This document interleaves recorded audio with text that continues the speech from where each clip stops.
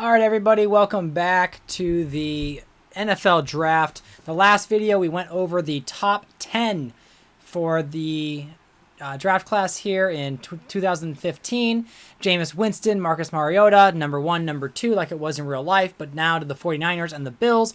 Bills made that big trade up from number 5, trading away a future first-round pick, their current second, very similar to like the Jacksonville-Cleveland trade of 2025. Leonard Williams, first defensive player off the board, number 3, and non-quarterback taken.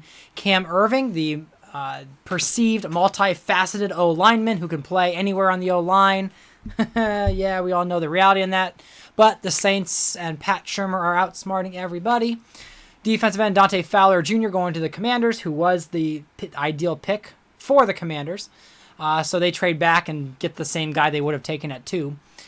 Vic Beasley Jr., Eric Armstead, 3 straight defensive ends taken, so a very defensive-heavy top 10. Cornerback Trey Waynes, a real-life Minnesota Viking pick. And then Stephon Anthony going to the Houston Texans because linebackers are in short supply in this league, so picking up someone like him is huge. And then the Pittsburgh Steelers take the playmaking running back Todd Gurley. So let's go ahead and continue this draft.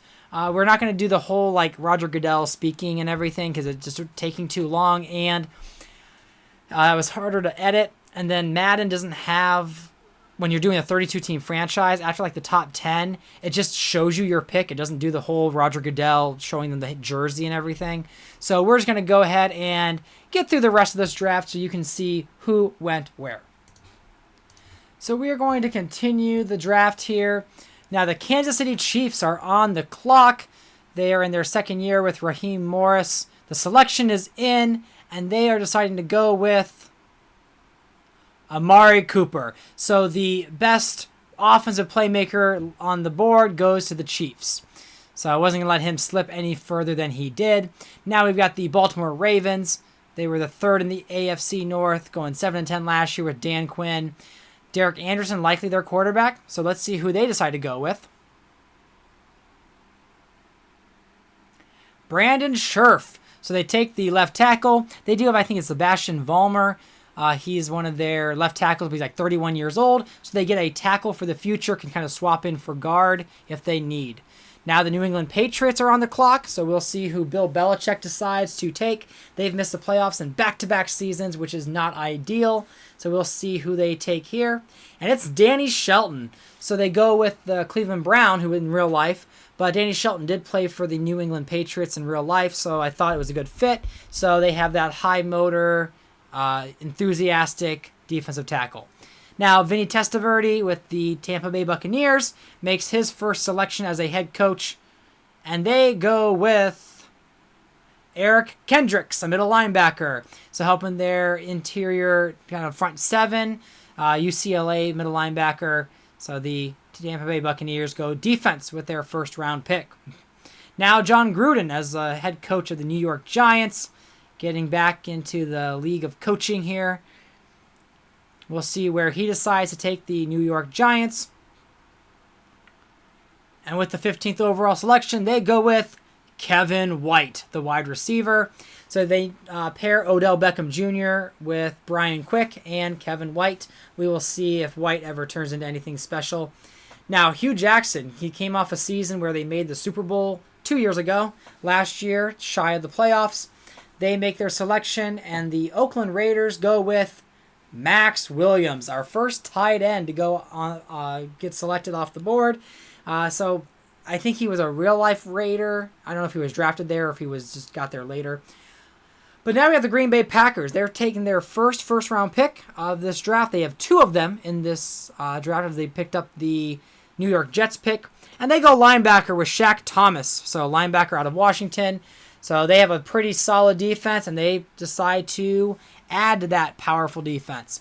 Now we got the Carolina Panthers on the clock. They are, again, in that NFC South where anything could happen. The Peyton Manning Falcons have been leading the way.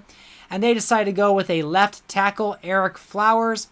Eric Flowers there is going to be their main man at left tackle. Something they've kind of needed to shore up and to protect Joe Flacco, who they gave a big contract to when he tested free agency. The Jacksonville Jaguars are on the clock, and they are going to make their selection, and they choose Marcus Peters. So they get one of the better cornerbacks in this draft, helping their defense in a competitive division after winning their division, which was quite a shock. Now the Cincinnati Bengals, man, almost butchered that name. They get Richard Sherman, which is a huge addition to that team on defense. But with this 20th overall pick, the Bengals select Tyler Kroft from Rutgers. So he ends up getting another tight end off the board, kind of a weak pick in reality, but they lost Charles Clay in free agency, so they wanted to pick up another tight end, and they went with who they thought was one of the better ones. Now, Seattle, they had a big free agency splash last year. They picked up some good free agents this year, and they go with Byron Jones, cornerback. So when you have a lot of your positions filled, you go in depth positions like corner, and they pick up Jones there. Then you got the Arizona Cardinals on the clock. They only signed one free agent, and that was Daquan Bowers. So we'll see who they take with this overall selection, the 22nd overall selection. And they also go with cornerback Ronald Darby. I know, nothing too exciting right there, and nothing like having the name above the Cardinals logo on the jersey. But now the Atlanta Falcons are on the clock with Brad Childress. He's been there for many, many seasons. You can see their top player there is an 87 overall. Let's see who they decide to go with the 23rd overall pick.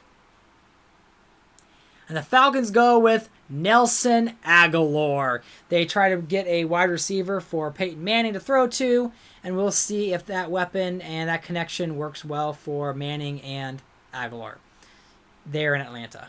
Then the Denver Broncos, as you can see, they didn't have many signings, only 3. Let's see who Denver decides to add to this roster of theirs. And they go with Cedric Ogbuye, I believe is how you pronounce his name. So they get a blocker for the Denver Broncos to protect Sam Bradford. Now the Browns, who made the playoffs, which was absolutely insane. I did not expect that to happen. They were a wild card team. They are now on the clock. They got several gaps they want to fill.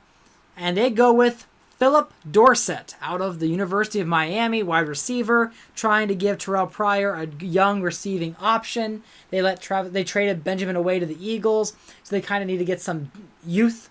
Andre Johnson, who they traded a 3rd-round pick for, retired this year. But now we get the Chargers. They got a lot of departures, and they go with Ali Marpet, the offensive guard from Hobart. So, again, the Chargers are another team that have a lot of good, solid positions already set up. So they don't have to really worry about, that. And so there we have the Detroit Lions on the clock. They've got some good weapons and solid contributors. And their selection is Laken Tomlinson. So a small rush there on offensive line here late in the first round. But now we got the Rams. They were the 14-3 team, the number 1 team in the NFC. They lost to the Dallas Cowboys. And in the divisional round, they lost to the Cowboys. And with this pick, they go with Jarquiski Tart. I don't know how to say his name. But they go with a safety there to help their defensive backfield. And now the Dallas Cowboys, who have ascended every single season, getting a better record one year after the other, made it to the NFC Championship game only to fall to their rival, the Eagles. They go with Mitch Morse, another O-lineman. So they go with an offensive guard from Missouri to help their interior offensive line. And then with the Jets pick, the Green Bay Packers are on the clock. And with the 30th overall selection, and their previous selection being Shaq Thompson at number 17, their pick is in, and they go with Melvin Gordon III. So they trade away LeSean McCoy to then end up using that pick on the running back of the future for them. So we'll see if Melvin Gordon ends up being that elite running back they hope they had in McCoy, but now just younger. So now the Eagles are on the clock with the 31st overall selection, and the NFC champions pick Mario Edwards Jr., defensive end, needing to really improve that pass rush. Eagles struggling right now with a cap space issue because Donovan McNabb came back, so his contract really screwed them in free agency, not allowing them to get fresh talent but they do keep McNabb, so I guess they have a Super Bowl champion quarterback on their side. And then the Dolphins on the clock pick David Johnson, running back. So this is the first round of this draft. I'm going to pause the little video that's playing there so you kind of see the entire draft class here in the first round. So hope you like this video. I want to get this done a little bit quicker for you so you don't have to go through another like 20-minute video. I will try to get you a breakdown of each team's picks. For some reason, the franchise tool is not allowing me to like see the draft class as a whole.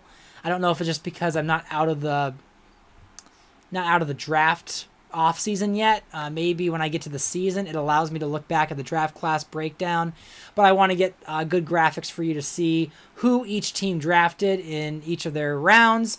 But until then, thanks for watching. Thanks for your patience with these videos coming out. Life is lifing right now. All good stuff, just busy stuff. So thanks for watching, and I will see you in the next video.